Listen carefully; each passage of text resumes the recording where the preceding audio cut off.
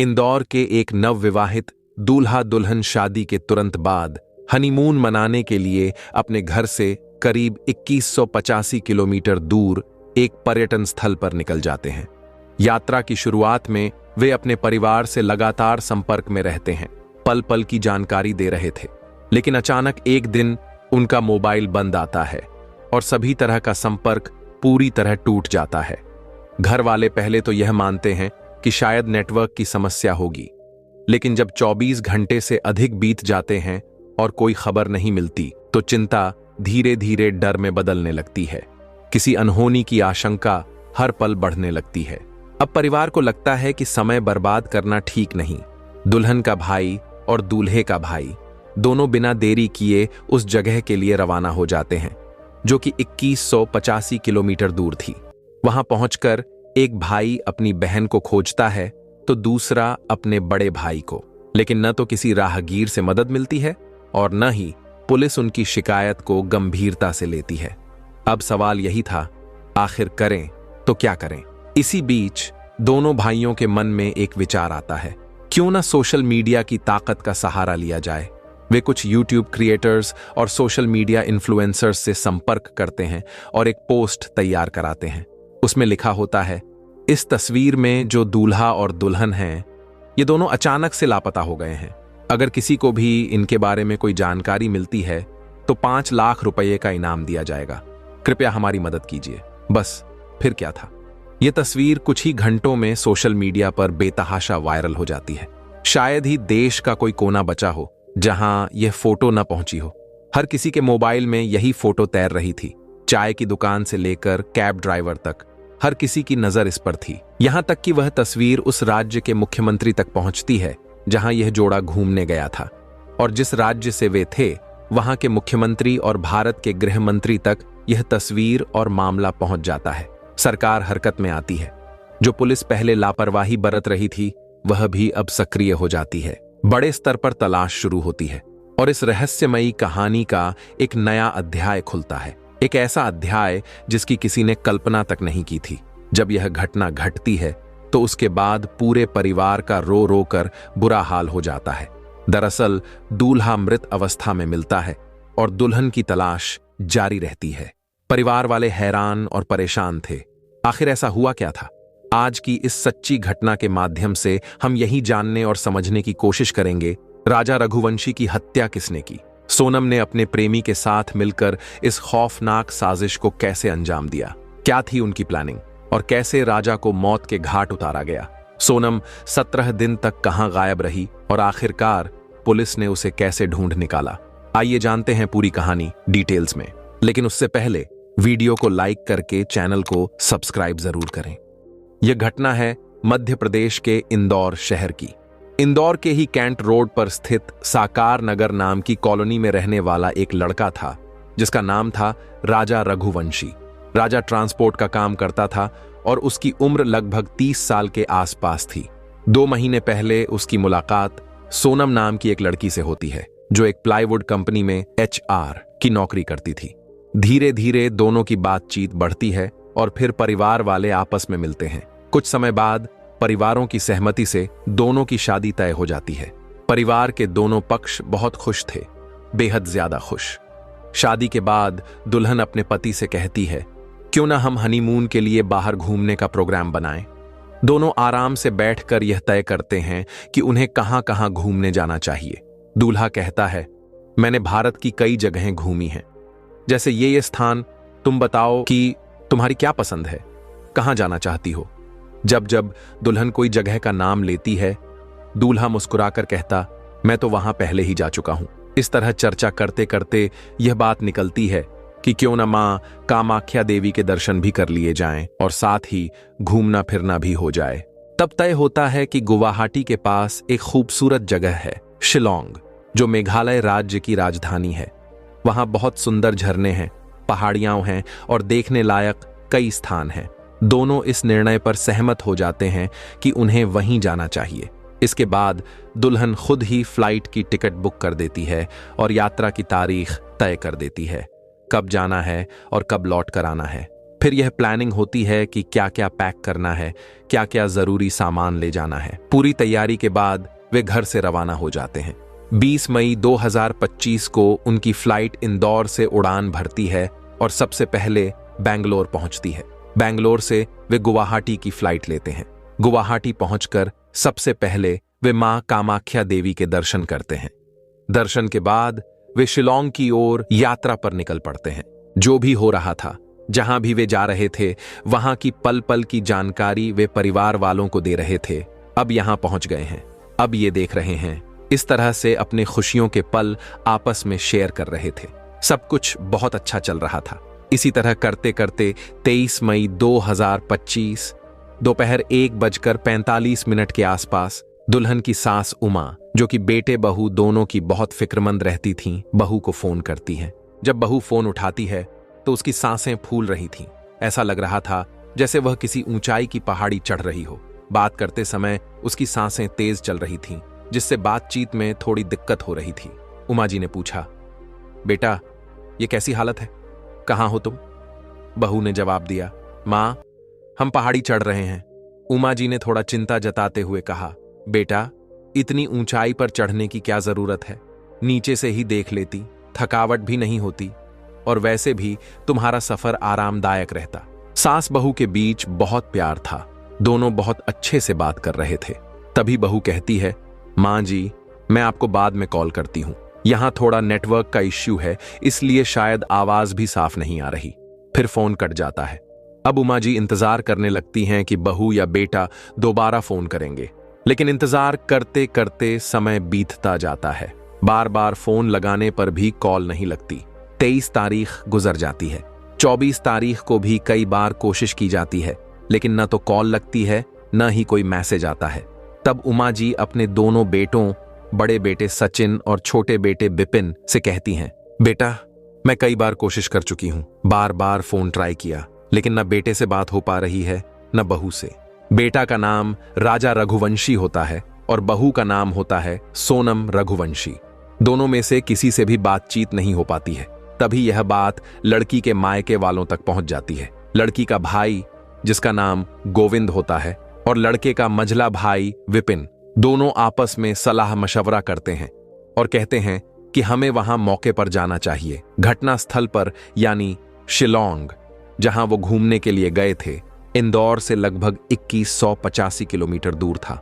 दोनों भाई इमरजेंसी में अपने फ्लाइट के टिकट बुक करते हैं और आखिरकार उस जगह पर पहुंच जाते हैं। वहां पहुंचने के बाद वो आसपास के लोगों से बातचीत करने की कोशिश करते हैं। एक अपनी बहन को तलाशने की कोशिश कर रहा था और दूसरा अपने भाई को, लेकिन कोई सफलता नहीं मिल पा रही थी। आखिरकार 25 मई 2025 को दोनों वहां पहुंच जाते हैं, जबकि इनसे संपर्क 23 मई को टूट गया था। अब 24 मई और 25 मई के बीच का समय बहुत भारी गुजरता है। आसपास के लोग कोई मदद करने को तैयार नहीं थे। सबसे बड़ी दिक्कत तो यह आ रही थी कि जो स्थानीय भाषा वहां बोली जाती थी वो उन्हें समझ नहीं आ रही थी। दोनों भाई वहां की भाषा को समझने में असमर्थ थे और इसलिए स्थानीय लोगों से बात कर पाना बेहद मुश्किल हो रहा था। तभी एक भाई ने कहा, यहां से कुछ मदद नहीं हो पाएगी। वे वापस इंदौर फोन करते हैं और कहते हैं कि यूट्यूबर की मदद मांगो। वो इस फोटो को सोशल मीडिया पर अपलोड करेंगे, वायरल करेंगे, तो शायद ये बात सरकार तक पहुंचे, पुलिस प्रशासन तक पहुंचे। साथ ही तुम लोकल की पुलिस से भी जाकर संपर्क करो। लेकिन यहाँ की पुलिस, मेघालय की जो लोकल पुलिस थी, शायद उनके परिवार वालों की बातों को समझने की कोशिश ही नहीं कर रही थी। 2 लोग अचानक गायब हो गए। इससे पूरा परिवार हिल जाता है। इधर इंदौर में घर वाले और परिवारजन पूरी कोशिश में लगे हुए थे। वे पुलिस कमिश्नर श्री संतोष सिंह से मुलाकात करते हैं। कमिश्नर संतोष सिंह इस मामले को गंभीरता से लेते हैं और तुरंत DCP crime branch Shri Rajesh Kumar Tripathi को निर्देश देते हैं कि वे इस मामले की जांच करें। इसके बाद शिलोंग पुलिस से संपर्क किया जाता है। उधर दंपति की तस्वीरें तेजी से सोशल मीडिया पर वायरल होने लगती हैं। देखते ही देखते ये तस्वीरें मध्य प्रदेश के मुख्यमंत्री, मेघालय के मुख्यमंत्री और यहां तक कि भारत सरकार के गृह मंत्री तक पहुंच जाती हैं। फिर उच्च स्तर से संदेश और निर्देश जारी किए जाते हैं। इसके बाद पुलिस हरकत में आती है और सक्रिय होकर तलाश शुरू करती है। तलाश की कड़ी में सबसे पहली जानकारी सागर सैन सामल नामक व्यक्ति से मिलती है। यही वह व्यक्ति था जिसने दंपति को अपनी स्कूटी दी थी। दंपति ने स्कूटी 4 दिन के लिए मांगी थी, ये कहकर कि वे आसपास के इलाकों में घूमना चाहते हैं। सागर ने उन्हें स्कूटी दे दी थी। जितने भी हिल स्टेशन होते हैं वहां आमतौर पर पर्यटकों को घूमने फिरने के लिए आसानी से वाहन किराए पर मिल जाते हैं। इसके लिए कुछ राशि एडवांस में जमा करनी पड़ती है और साथ ही एक वैध पहचान पत्र भी देना होता है। उसके बाद वाहन को आप कितने भी दिन तक रख सकते हैं, बशर्ते किराया समय पर चुकाया जाए। ऐसा ही एक स्कूटर था, ML 5AA1472। यही वह स्कूटर था जिस पर वह दंपति लगातार घूम रहे थे। जब स्कूटर मालिक से संपर्क किया गया तो उसने बताया कि उसके स्कूटर में GPS सिस्टम लगा हुआ है और वह उसी के जरिए स्कूटर की लोकेशन पता करने की कोशिश कर रहा है। इधर वह GPS से स्कूटर की स्थिति जानने की कोशिश कर रहा था और उधर स्कूटर की आखिरी लोकेशन ओसरा हिल्स में पाई जाती है, जो कि डबल डेकर क्षेत्र के आसपास बताया गया।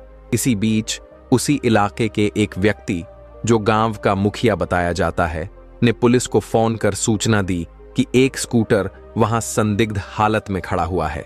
जब पुलिस मौके पर पहुंची तो पाया गया कि स्कूटर में अब भी चाबी लगी हुई है। इसके बाद इधर से उधर सभी आपस में संपर्क करने लगते हैं। उधर विपिन और गोविंद लगातार पुलिस के संपर्क में थे, साथ ही आसपास के स्थानीय लोगों से भी बातचीत कर रहे थे। जैसे जैसे सूचना स्पष्ट होती गई, पुलिस भी और अधिक सक्रिय हो गई। इस तलाश को आगे बढ़ाने के लिए 6 टीमें गठित की जाती हैं। इन 6 टीमों में लगभग 35 अधिकारी शामिल होते हैं, चाहे वह SDRF की टीम हो या NDRF की। सभी अपनी ओर से पूरी कोशिश में लगे हुए थे। लेकिन जिस इलाके में अंतिम लोकेशन मिली थी वहां मौसम लगातार खराब बना हुआ था। बारिश हो रही थी और घना कोहरा भी छाया हुआ था। ऐसे में उस क्षेत्र में खोजबीन करना बेहद कठिन हो गया था। फिर भी टीमें बिना रुके कोशिश कर रही थीं, लेकिन एक एक करके दिन बीतते जा रहे थे। आखिरकार 11 दिन बीत जाते हैं। यह 2 जून की बात है। सुबह लगभग 11 बजे का समय था। जिस इलाके में तलाशी चल रही थी वह रियाद नामक स्थान था। वहीं पर एक पार्किंग स्थल के नीचे लगभग 1000 फीट गहरी खाई में एक आकृति नजर आती है, जिसे ड्रोन के माध्यम से देखा गया था। जब उस स्थान से शव को बाहर निकाला गया तो वह बुरी तरह डिकम्पोज हो चुका था, जिससे उसकी पहचान कर पाना बहुत मुश्किल हो गया था। उस समय मृतक के परिजन भी पास में ही मौजूद थे।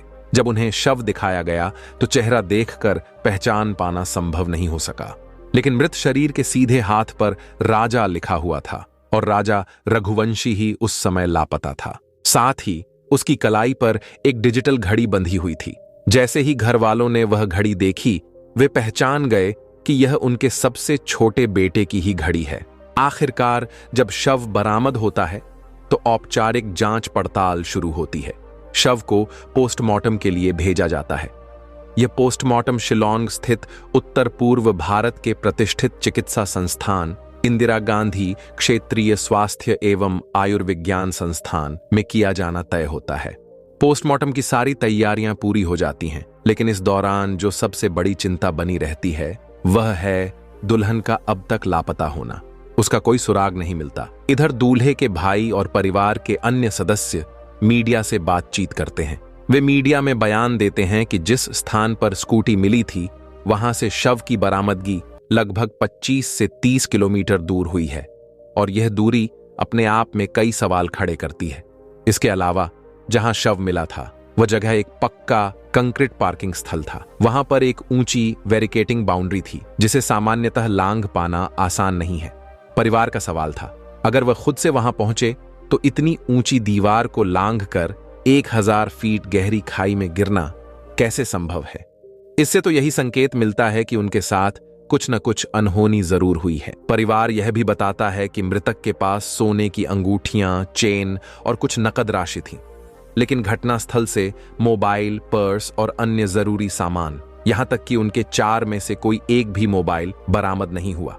दुल्हन का अब तक कोई पता नहीं चलता है। हालांकि शव के पास एक सफेद रंग की शर्ट मिली थी, लेकिन वह शर्ट किसकी थी यह अब तक स्पष्ट नहीं हो पाया। इसी बीच जब लड़की के भाई और लड़के के भाई गोविंद और विपिन ने घटनाक्रम को समझने की कोशिश की तो उन्हें संदेह हुआ कि शायद किसी गाइड ने उन्हें गलत दिशा में ले जाकर मिसगाइड किया था। इसी कारण वे एक ऐसे इलाके में पहुंच गए जो अत्यंत जोखिम भरा और असुरक्षित था। कहा जाता है कि उस क्षेत्र में लुटेरे, बदमाश, वहां अक्सर गुंडागर्दी और आपराधिक गतिविधियां होती रहती हैं। इतना ही नहीं, उस क्षेत्र में काफी दिनों से कोई आमजन या पर्यटक नहीं आता जाता था। फिर भी आखिरकार वे वहां कैसे पहुंचे, यह अपने आप में एक बड़ा सवाल है। कहीं न कहीं इस पूरे घटनाक्रम में गाइड की भूमिका भी संदिग्ध लगती है। परिवार की ओर से गंभीर जांच की मांग की गई। इसके बाद मेघालय पुलिस ने इस पूरे मामले की तह तक जाने के लिए SIT विशेष जांच टीम गठित की और उच्च स्तरीय जांच शुरू की। 17 दिनों की लंबी तलाश के बाद मेघालय पुलिस को सनम जीवित मिलती है। आखिर सनम कैसे मिली? आइए आगे की कहानी समझते हैं। यह घटना उत्तर प्रदेश के गाजीपुर जिले के नंदगंज थाना क्षेत्र की है। इसी क्षेत्र में एक ढाबा है, काशी चाय का जायका। 8 और 9 जून 2025 की दरमियानी रात करीब 1 बजे एक युवती ढाबे के पास आकर खड़ी होती है। उसके बाल बिखरे हुए थे। उसने टी-शर्ट और जीन्स पहन रखी थी। हालत बहुत खराब थी, घबराई हुई, परेशान, जैसे समझ ही नहीं पा रही हो कि अब क्या करे। ढाबे के सामने एक टिन शेड है, वह उसी के पास जाकर खड़ी हो जाती है। तभी उसकी नजर वहां काम कर रहे एक लड़के पर पड़ती है, जिसे सब छोटू कहकर बुलाते हैं। छोटू उसकी हालत देखकर उसके पास जाता है और सहानुभूति के साथ पूछता है, बहन जी, क्या मैं आपकी कोई मदद कर सकता हूं? आप ठीक हैं? आपको किसी चीज की जरूरत है? लड़की कुछ कह नहीं पाती, पर उसकी आंखों में घबराहट और डर साफ झलक रहा था। छोटू तुरंत जाकर ढाबे के मालिक साहिल यादव को सारी बात बताता है। भैया, एक लड़की आई है, अकेली है, हालत भी ठीक नहीं लग रही, कपड़े मैले हैं, बाल बिखरे हुए हैं, लगता है किसी बड़ी मुसीबत में है। साहिल यादव, जिसे छोटू ने बताया, तुरंत लड़की के पास पहुंचता है। वह भी उसकी हालत देखकर चिंतित हो जाता है और पूछता है, बहन जी, क्या आपको कुछ खाने के लिए चाहिए या कोई और मदद चाहिए? आप निश्चिंत होकर बताइए। लड़की थोड़ी देर चुप रहती है, फिर धीरे से कहती है, मुझे सिर्फ एक फोन चाहिए, मुझे अपने घर वालों से बात करनी है, क्या आप मेरी मदद कर सकते हैं? साहिल यादव यह सुनकर थोड़े समय के लिए हक्का बक्का रह जाता है। फिर उसे अपने घर की बहन बेटियों की याद आ गई। उसे एहसास हुआ कि ऐसी दिक्कत किसी के साथ भी हो सकती है। यही सोचकर उसने अपने भीतर से हिम्मत जुटाई और अपना मोबाइल निकालकर उस लड़की के हाथ में थमा दिया। वो लड़की क्या बात कर रही थी, क्या नहीं, इसका पता ढाबे के मालिक ने लगाने की कोई कोशिश नहीं की। लेकिन छोटू ने थोड़ी जिज्ञासा दिखाई और वो जाकर थोड़ी दूर पर खड़ा हो गया। लड़की फोन पर बात करते हुए लगातार रोए जा रही थी। रोते रोते कुछ कहने की कोशिश कर रही थी। सामने फोन पर कौन था यह तो नहीं पता, लेकिन कहा जाता है कि वह अपने परिवार वालों से बातचीत कर रही थी। जब बातचीत पूरी हो गई तब भी उसका रोना बंद नहीं हुआ। एक ओर छोटू खड़ा था, दूसरी ओर ढाबे का मालिक। इसी बीच एक और महिला जो अपने परिवार के साथ ढाबे पर आई हुई थी, उसकी नजर उस रोती हुई लड़की पर पड़ गई। वह महिला आगे बढ़कर लड़की से बातचीत करने की कोशिश करने लगी। उसने उसे समझाया, बेटा शांत हो जाओ, क्या दिक्कत है, क्या परेशानी है, हमें बताओ, हम तुम्हारी मदद कर सकते हैं। लेकिन सोनम, जी हां, उस लड़की का नाम सोनम रघुवंशी था, वह कुछ नहीं बोली, बस चुपचाप रोती रही। आखिरकार जाते जाते उस महिला ने ढाबे के मालिक से कहा, आपको पुलिस को फोन करना चाहिए, यह मामला पुलिस का भी हो सकता है, कहीं ऐसा ना हो कि आपके लिए कोई मुसीबत खड़ी हो जाए। ढाबा मालिक को यह बात समझ में आ गई। साहिल यादव तुरंत ही 112 नंबर पर कॉल करता है। कॉल करने के बाद वह कहता है, साहब, यहां पर एक लड़की है जिसने काली टी-शर्ट और काली जीन्स पहन रखी है, बाल बिखरे हुए हैं और वह थोड़ी परेशान हालत में दिख रही है। उसने अपने परिवार वालों से बात की है, लेकिन वह लगातार रो रही थी और बहुत ज्यादा घबराई हुई लग रही है। आसपास उसका कोई भी अपना नजर नहीं आ रहा है, आप जल्दी आ जाइए। 112 नंबर पर जैसे ही सूचना मिलती है, तुरंत पुलिस मौके पर पहुंच जाती है। स्थानीय SHO भी वहां पहुंचते हैं। उस समय रात के करीब 3 बज रहे होते हैं। यह 9 जून 2025 की सुबह का वक्त होता है। पुलिस उस लड़की को अपने साथ ले जाती है।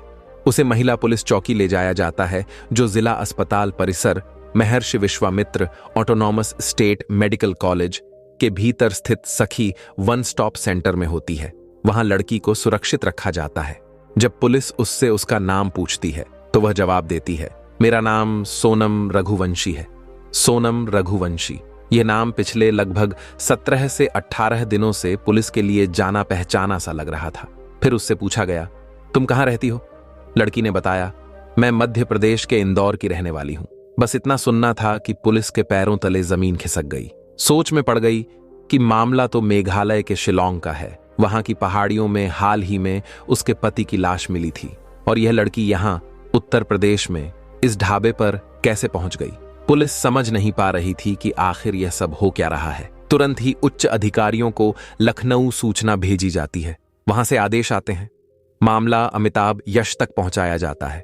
उन्हें अब तक की पूरी जानकारी दी जाती है। कैसे यह लड़की मिली, कहां से मिली, उसने क्या बताया और अब तक क्या क्या हुआ। अमिताभ यश ने तुरंत मेघालय पुलिस से संपर्क किया। साथ ही इंदौर पुलिस से भी बातचीत की और उन्हें सूचना दी कि जिस लड़की को आप पिछले 17 दिनों से तलाश कर रहे थे वह दरअसल यहां हमारे पास है। आप आकर उससे मिल सकते हैं और आगे की कार्रवाई कर सकते हैं। इसके बाद पुलिस ने लड़की से यह भी जानने की कोशिश की कि उसने फोन पर किससे बातचीत की थी। तब यह जानकारी सामने आई कि लड़की ने अपने भाई गोविंद से बात की थी। गोविंद, जो इंदौर से निकलकर मेघालय की पहाड़ियों तक अपनी बहन को लगातार तलाश कर रहा था, अब जाकर उसकी खबर मिली थी। हालांकि पुलिस अब इस पूरे मामले की गहराई से जांच पड़ताल में जुट गई थी। अब आइए जानते हैं सोनम ने राजा रघुवंशी को मारने के लिए आखिर क्या प्लानिंग की थी। 11 मई को शादी, 23 मई को राजा का कत्ल, 2 जून को राजा की लाश, 8 जून को किराए के कातिल गिरफ्तार और 9 जून को सोनम पकड़ी गई। 29 दिनों के बीच क्या क्या हुआ, कैसे सोनम की प्लानिंग फेल हो गई। दरअसल सोनम और राज पहले से एक दूसरे को जानते थे। दोस्ती धीरे धीरे मोहब्बत में बदली और फिर यही मोहब्बत एक खूनी साजिश में तब्दील हो गई। सोनम राज से शादी करना चाहती थी, लेकिन उसे पता था कि घर वाले इस रिश्ते को कभी मंजूर नहीं करेंगे, क्योंकि राज कोई आम लड़का नहीं बल्कि उनके ही फैक्ट्री में काम करने वाला एक छोटा कर्मचारी था। घर वालों के दबाव में आकर सोनम ने राजा से शादी के लिए हामी भर दी। लेकिन जैसे ही शादी तय हुई, सोनम और राज ने राजा को रास्ते से हटाने की साजिश रचनी शुरू कर दी। योजना बनी कि 11 मई को शादी होगी और कुछ ही दिनों बाद हनीमून ट्रिप के दौरान राजा की हत्या कर दी जाएगी। राज ने किराए के कातिलों का इंतजाम करने की जिम्मेदारी ली, जबकि सोनम ने सुपारी की रकम का बंदोबस्त किया, क्योंकि राज के पास पैसे नहीं थे और सोनम के पास पैसे जुटाने की ताकत थी। सुपारी के लिए सोनम ने राजा से शादी से पहले जबरदस्ती गहने खरीदवाए, वो भी अपने ससुराल वालों की मर्जी के खिलाफ। यानी सोनम ने राजा की ही दौलत से राजा की हत्या का सौदा तय किया 20 लाख रुपए में। अब जब सुपारी तय हो गई तो सोनम और राज को एक बात बहुत परेशान कर रही थी। राज को डर था कि अगर वह भी हत्यारों के साथ इंदौर से शिलोंग जाएगा तो सबसे पहले शक उसी पर जाएगा, क्योंकि सोनम के घर वालों को दोनों के रिश्ते की भनक पहले से थी। इसलिए राज ने तय किया कि वह इंदौर नहीं जाएगा। योजना के अनुसार किराए के कातिलों को लोकेशन की जानकारी सोनम खुद देती रहेगी। इस दौरान वह न सिर्फ राज बल्कि राजा और उसके घर वालों के संपर्क में भी बनी रहेगी, ताकि जरूरत पड़ने पर रणनीति बदली जा सके। यानी इंदौर में बैठे बैठे राज ने पूरी साजिश की बागडोर अपने हाथों में ले रखी थी। राजा ने 21 मई को एक स्कूटी रेंट पर ली थी। उसी स्कूटी से वह और सोनम शिलोंग में घूम रहे थे। सीसीटीवी फुटेज में दोनों स्कूटी पर साथ नजर आ रहे थे। 22 मई को दोनों स्कूटी से चेरापूंजी गए। इसी दौरान किराए के कातिल आनंद, विशाल और आकाश शिलोंग पहुंच गए राजा की हत्या को अंजाम देने के लिए। हत्या में इस्तेमाल किया गया हथियार गुवाहाटी से खरीदा गया था। प्लान के मुताबिक सोनम लगातार राज और कातिलों के संपर्क में थी, ताकि किसी को शक न हो। वह राजा के परिवार वालों से भी सामान्य बातचीत करती रही। 23 मई को शिलोंग के एक सुनसान इलाके में किराए के कातिलों ने राजा की हत्या कर दी। उसके सिर पर धारदार हथियार से वार किया गया। इस दौरान सोनम घटनास्थल पर ही मौजूद थी। यानी सोनम ने अपनी आंखों के सामने अपने पति का कत्ल करवाया, क्योंकि वह किसी भी कीमत पर नहीं चाहती थी कि राजा जिंदा बचे। हत्या के बाद राजा की लाश को एक गहरी खाई में फेंककर ठिकाने लगाया गया ताकि किसी को शक ना हो। लोगों को लगे कि राजा की मौत गहरी खाई में गिरने की वजह से हुई है। इसके बाद सोनम क्राइम सीन से कुछ किलोमीटर दूर जाकर किराए के कातिलों से फिर संपर्क में आई। प्लान के मुताबिक सोनम ने 23 मई को ही शिलोंग छोड़ दिया। 25 मई को वह सिलीगुड़ी के रास्ते ट्रेन से इंदौर पहुंची, जहां उसकी मुलाकात प्रेमी राज से हुई। इंदौर में राज ने सोनम के ठहरने का इंतजाम किया और फिर वहीं से सोनम को उत्तर प्रदेश भेज दिया। तो दोस्तों, इस वीडियो में फिलहाल इतना ही। अगर आपको यह वीडियो अच्छी लगी हो तो वीडियो को लाइक कीजिए, शेयर कीजिए और चैनल को सब्सक्राइब करना बिल्कुल मत भूलिए। धन्यवाद।